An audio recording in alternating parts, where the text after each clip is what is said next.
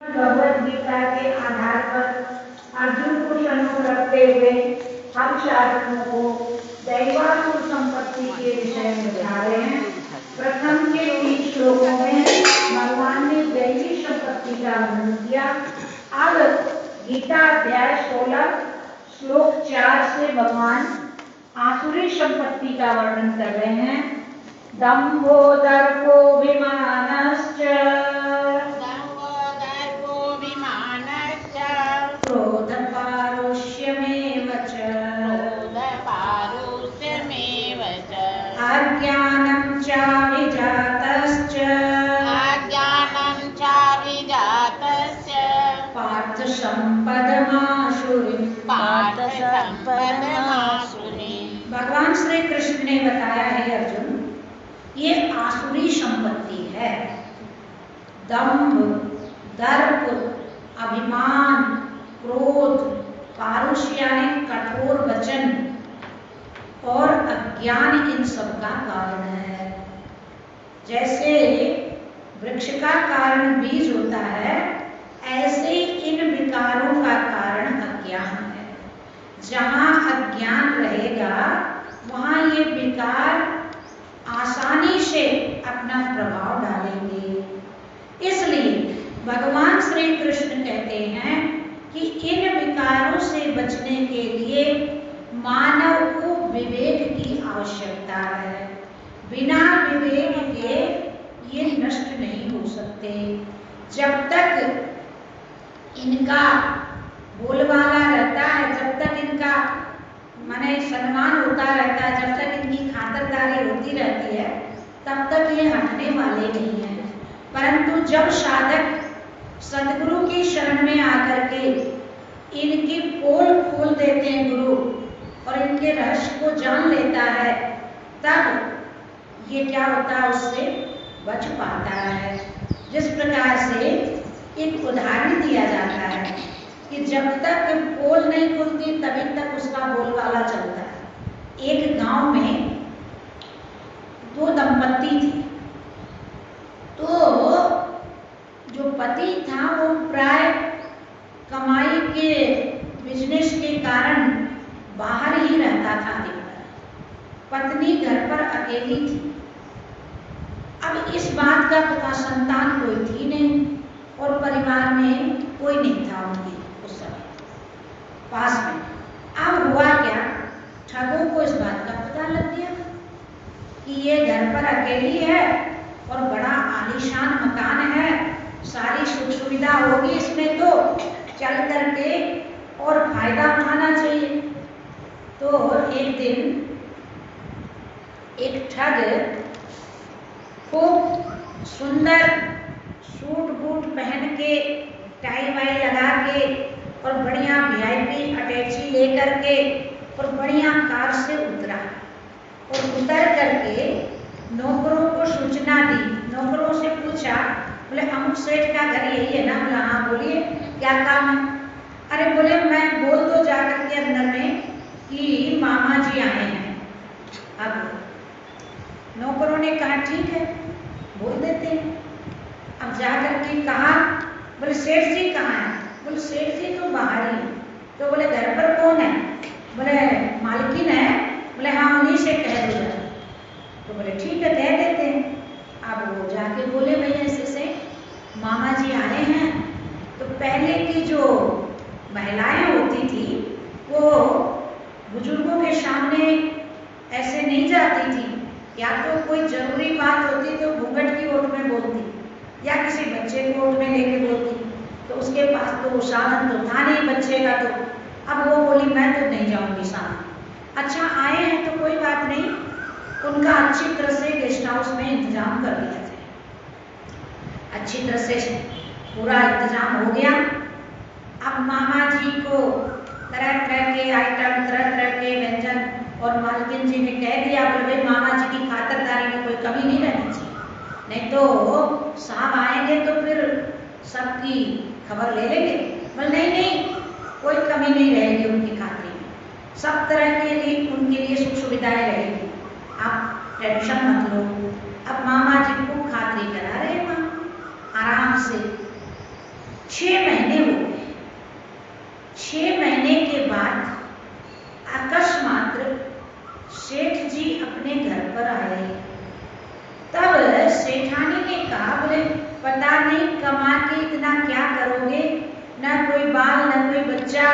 बोले अरे हुआ क्या, फिर बता तो सही। अरे बोले बताऊं क्या, आपको तो घर की तो कोई फिक्र है नहीं। बोले बोलेगी भी, क्या बात हुई। बोले क्या बोलूं, 6 महीने से मामा जी आके गेस्ट हाउस में ठहरे। अब मैं तो उनके सामने जाती नहीं। अब वो क्या सोचेंगे कि कैसे लोग हैं ये जो मतलब आके मिलते भी नहीं है। अच्छा, बोले ऐसी बात। बोले हाँ।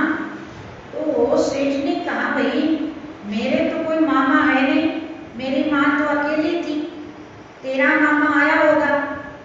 उसने कहा ना, मेरे भी कोई मामा नहीं है, मेरे तो रिश्ते में भी कोई मामा नहीं है। जब इस प्रकार से दोनों दंपत्ति की बातें सुनी तो मामा जी ने सोचा अब यहाँ रहने में खैर नहीं है। यदि अब यहाँ टिके रहे तो फिर मार पड़ने वाली है। 6 महीने का जो खाया हुआ है ना, वो सारा एक ही बार में निकाल लिया जाएगा। तो तुरंत ही वहां से अपनी सूटकेस उठाई और कार में बैठ के 9, 2, 11 कब तक रहे वहां, जब तक पोल चली। बोले चलती में नहीं चलाए वो भी पागल, और नहीं चलती में चलाए वो भी पागल, दोनों को पागल बताया शास्त्र। तो जब तक चलती रही तब तक चलाए, परंतु जब पोल खुल गई तो वहां पर टिक नहीं पाए, वहां से भाग गए। ऐसे ही ये विकार भी कब तक हृदय में निवास करते हैं, जब तक परमात्मा की कृपा से संत सद्गुरु मार्गदर्शक नहीं मिलते, तभी तक ये विकार अपना प्रभाव जमाते हैं।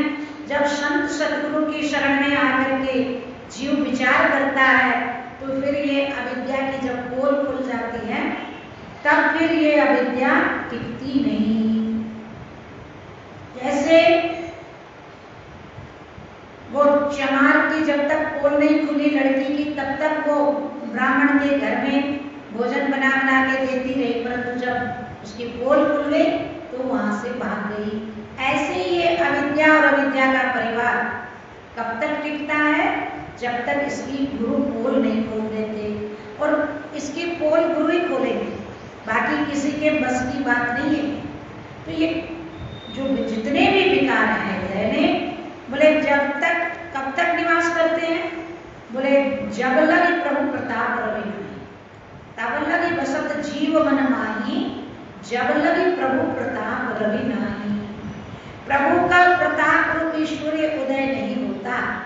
भगवान की कृपा का सूर्य जब उदय हो जाता है तो फिर संत मिल जाते हैं। भगवान की कृपा क्या है, बोले राम कृपा कर चितवई जिहि, और संत विशुद्ध मिलावई देहि। परमात्मा की विशेष कृपा है संत महापुरुष गुरुजनों का मिलाप करा देना। और जब ये मिलाप हो जाता है, गुरु शिष्य बैठ के विचार करते हैं, तो फिर ये अविद्या और अविद्या का परिवार 9, 2, 11 हो जाता, वहां से फिर टिकता नहीं है। तो इसलिए भगवान श्री कृष्ण कहते हैं कि क्रोध जो है जीवन को बर्बाद करता है, क्रोध जीवन की हानि करता है। क्रोध के कारण जीव अपना भी नुकसान कर लेता है और दूसरे को भी तकलीफ में डालता है, दूसरे का भी नुकसान करता है। कैसे, एक जमींदार था, वो लेकर के पैसा आया घर पर और पत्नी से कहा इनको रख देना। पत्नी ने सुनी अनसुनी कर दी, पानी लाने चली गई। अब उधर उसका 2 साल का बालक खेल रहा था। बालक ने क्या किया, नोटों की गड्डी उठाई और सामने तंदूर लगा के गई थी पत्नी, उस तंदूर में डाल। अब बच्चा था, आजकल के बच्चे तो नहीं डालेंगे, पहले के बेचारे भोले वाले होते थे। आजकल तो नोट पकड़ा दो तो फिर आपकी औकात नहीं कि आप उसके हाथ से ले लो। छोटे छोटे बच्चे ऐसा पकड़ते हैं कि क्या बताया। तो अब एक लड़की थी, उसकी 12, 13 साल की, वो जो दौड़ के गई, वो इसने क्या किया? जमींदार देखा बच्चे ने नोट डाल दिया तंदूर में, आओ देखा ना ताओ, क्रोध आ गया, पर क्रोध में होश नहीं रहता। जोश जब आ जाता है व्यक्ति को तो होश नहीं रहता। अब उसने क्या किया? उस बच्चे को उठाया और जलती हुई तंदूर में डाल दिया। अब दौड़ करके लड़की गई माँ के पास, बोले माँ माँ जल्दी चलो। बोले क्या हुआ? बोले पिताजी ने मुन्ने को तंदूर में डाल दिया। बोले क्यों? बोले मुन्ना नोटों की गड्डी डाल दिया था। वो जब तक आई तब तक पिता ने सोचा अब धन गया। पत्नी भी जो थी ना वो आई नहीं, वो सुनते ही वो भी कुएं में छलांग लगा गई। कहने लगे अब जब धन गया, पुत्र गया, तो मेरे को जी के करना ही क्या है। उसने भी कुएं में छलांग लगा ली। अब लड़की आई दौड़कर पिता के पास, बोले पिताजी माँ कुएं में गिर गई। पिता ने सोचा धन गया, बेटा गया, स्त्री गई, अब तेरे को कौन छोड़ने वाला है। उसने खुद ही फांसी लगा। अब बेचारी लड़की बिल्कुल असहाय रह गई। तो ये क्रोध का परिणाम है। इसलिए आचार्य संकेत देते हैं, क्रोध दुख की खान करे परेशान, हरे तेज ये सारा, और श्रेयस करे किनारा। दुख की खान करे परेशान, हरे तेज ये सारा, और श्रेयस करे किनारा। क्रोध हृदय को तपाता है और बेचैनी का दाता है। ये क्रोध हृदय को तपाता है और बेचैनी का दाता है।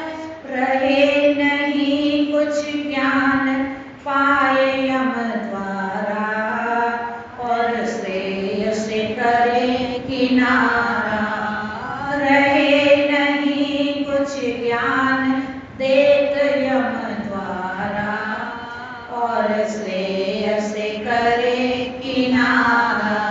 क्रोध दुख की खान करे परेशान, हरे तेज ये सारा, और श्रेयस करे किनारा। बहुयोनि में ये भरमाए, बहुयोनि में ये भरमाए, सुख शांति नरंजक मिल पाए, सुख शांति नरंजक मिल पाए।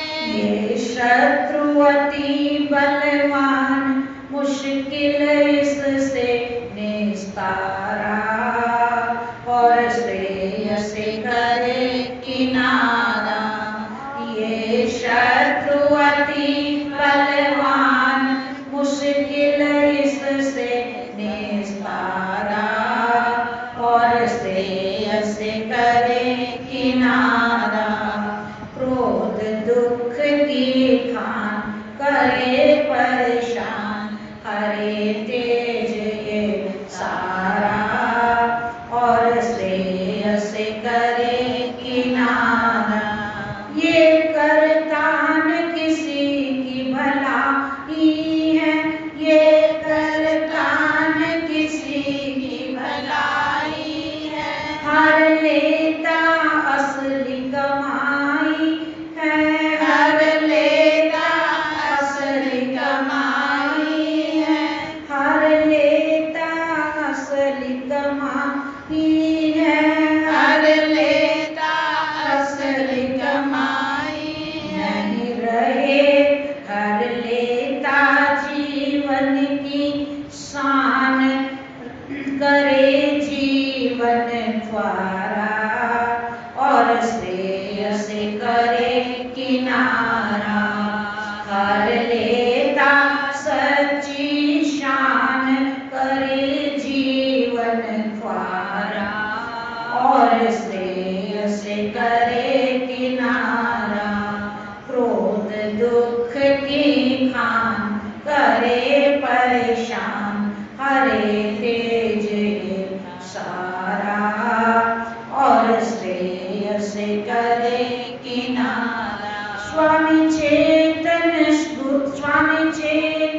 शरण नहीं आए, स्वामी चेतन शरण नहीं आए। कैसे नर जीवन खिल पाए, कैसे नर जीवन खिल पाए।